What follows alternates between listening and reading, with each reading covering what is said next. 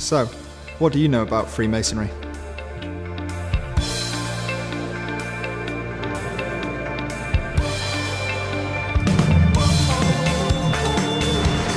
He has his friends and I have my friends, but but we get on together well.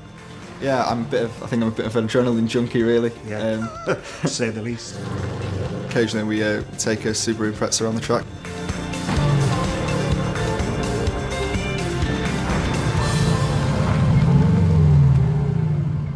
Sam knew that I was a Freemason, but he didn't really know a lot about it. And so I basically said to him, well, why don't you go join and see what it's like? And so he did. It's fun being a Freemason because you get to do stuff that you wouldn't normally do. You know, you're in a society, it's a fraternal society, and everyone's really nice to you, and you all sort of get together and you have a laugh, and there's no preconceptions about because you're young, you know, you're this or you're that. They treat you as an equal, and it's great that you've got, you know, people from different age groups, young Masons and old Masons together. I have a view that life is very short. You don't get much time to encompass everything perhaps you want to do in a lifetime. I'm in the lead. You can't go to me. Don't go too fast because you come off. Oh, he's stuck. Oh, and here he comes. He's coming back at him. I've been a Freemason for 31 years. I make sure I commit a lot of time to my family. A lot of the lodge time is in the evenings or at weekends. And I won't sacrifice time from my family for Freemasonry. We have a saying, it's family first, then work, and then Freemasonry. It shouldn't be detrimental to our family life or our working life. And I make sure I balance it very well. I was born and raised in Gloucester. It's a small city in the southwest of the UK. My mum's Spanish, my father's English. I'm going to try and get a really good tackle in.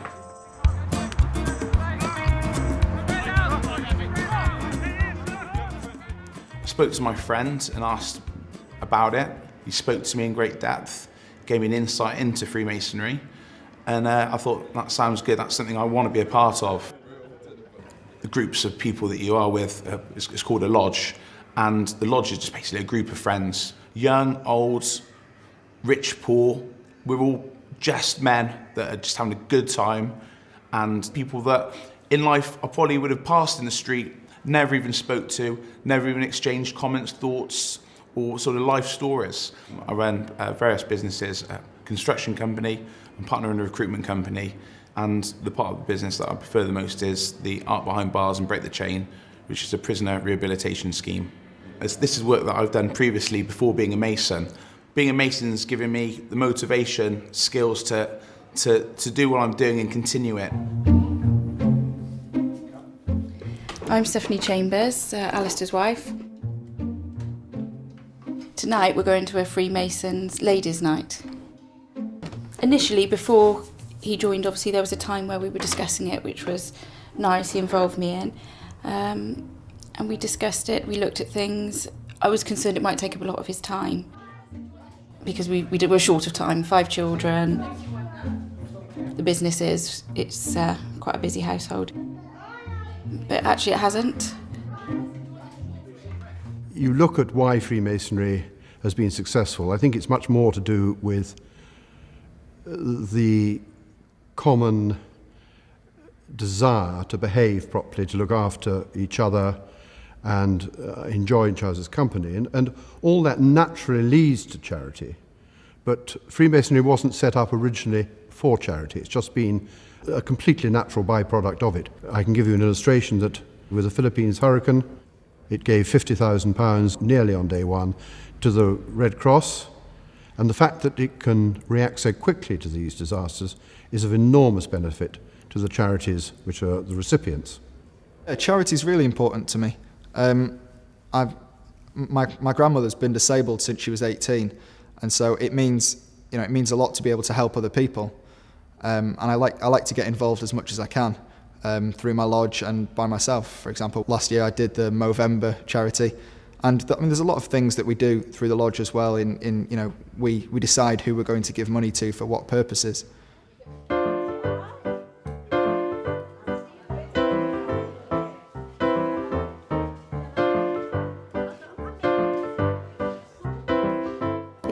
I was set up in 1842. We cater for dementia care, residential care and nursing care. Today we are making fairy cakes. Sugar in with your margarine. We have quite a bit of fun here one way and another. They're all very different, the people living here, and they all come from different backgrounds. Freemasonry is very much an extended family. When I had to finally give up my flat, that was the worrying part. Where am I going to end? When I saw this room, I thought, oh, it's big. Oh, it's lovely. And from that day onwards, I've kind of come to life again, so. Are we looking after you well? Oh, they call me Mrs. Giggler. I know.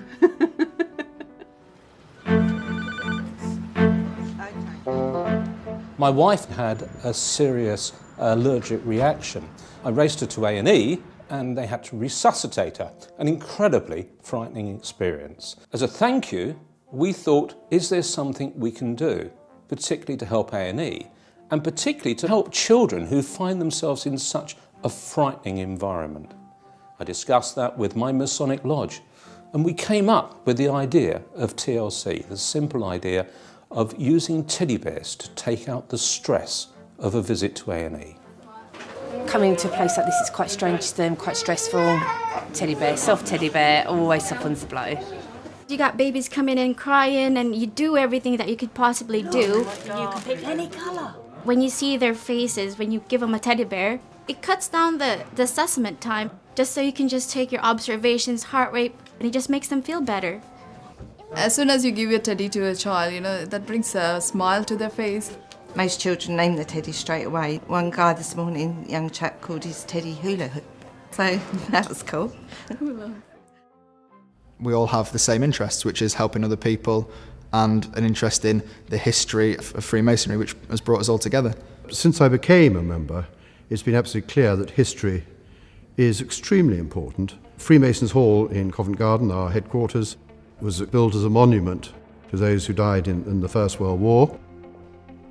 The building is open to the public, as indeed are virtually all Masonic buildings throughout the country.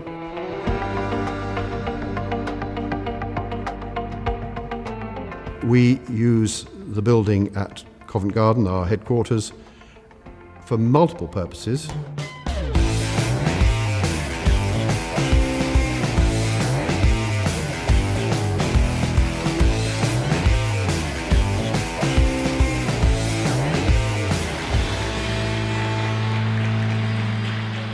Is Freemasonry right for everyone? I would say yes, as long as you don't carry your preconceptions with you.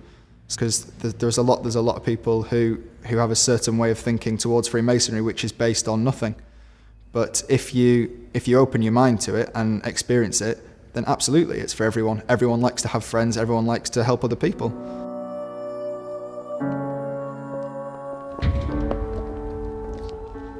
It's not about what all the people have done in the past, what you're doing now. It's about what people are going to be doing in the future.